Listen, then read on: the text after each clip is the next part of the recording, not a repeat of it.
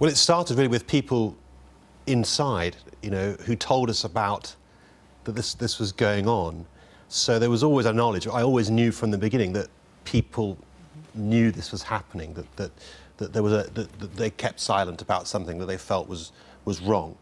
And then prisoners emerged. These are, you're talking about MI5 and people MI6. from the services, yeah, both in America and here. And, you know, they said, have a look at this issue, because there was deep concern about it, about what the Americans particularly were up to.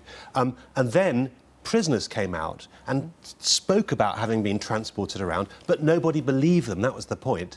And it was only when we got hold of flight plans of the CIA's planes, which proved that the stories they were telling at a time when no one believed the word of a suspected terrorist was actually accurate, and they really were doing this sort of thing. And now, of course, we know that British intelligence paid for some of these rendition flights. Is there anything in this report that really surprises you? Yeah, I thought that was really shocking. I mean, I as I said, I always knew that there was this sort of policy of silence, that people kept quiet about something that they were deeply concerned about, and that we were involved in one or two things. But the scale of what we were involved in here, assisting in 28 renditions, and actually sending approvals to various operations as well, it goes much further than I thought. But I'm sort of heartened that the parliamentarians have sort of kept at it in a way when others moved on. There was a Guardian journalist, Ian Cobain, also very central to keeping the pressure up. But, you know, most of us have moved on and they carried on. But it's pretty appalling that they didn't get the ability to question anyone in the agency. But in fact, then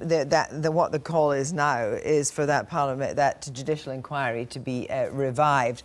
But on that question of MI5 and MI6 officers and others talking to you, did you get the sense that officers who were required to be involved in this, it wasn't presumably some kind of offer, either if you were doing your job, you had to be involved in this, that they were very deeply concerned about it?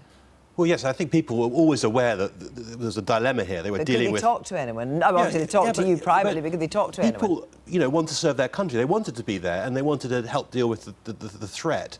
But I think they've also felt that part of being British and working for a decent service was that you did the right thing.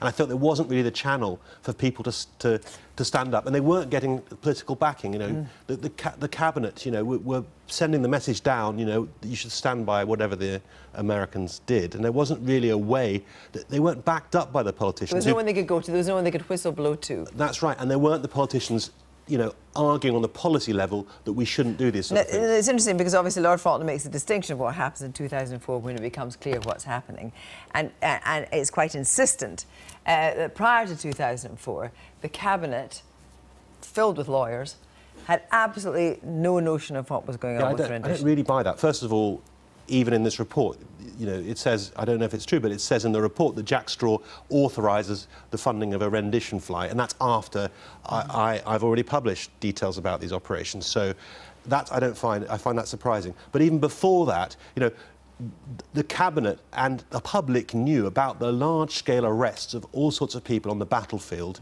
and in Pakistan and other places, and they saw the way the Americans treated them and you know, shackled them and sent them off to Guantanamo in planes. They had all the abilities in the level of ministers to ask what was being done with those prisoners and to seek assurances. And they did actually seek assurances, but it was all based on a lie. The idea that you could send somewhere to Libya, Syria and Egypt, and somehow you could trust them not to torture these people. I mean, we have to remember, of course, that in the aftermath of 9/11, there was terrible fear that there was going to be some kind of sustained campaign, and people were scrabbling to catch up.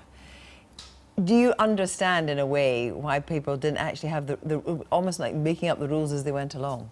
I think we were all sucked into that. I think it took us all a while to start really asking the hard questions, but it didn't take that long. And you don't need a A-level in history to know that, you know, that if a big panic, you often do the wrong... In history, you overreact and make the wrong decisions. And there were plenty of good people who saw early on that the best way of combating terrorism, both in the short term and the long term, was to do the right thing. Briefly, Lord Faulkner seemed to suggest there that perhaps it would be harder to recruit. Do you think that? I think that it's easier to recruit sources to Britain, to the British services, if they see that we do the right thing. And the fact that we're prepared to engage with these issues is good.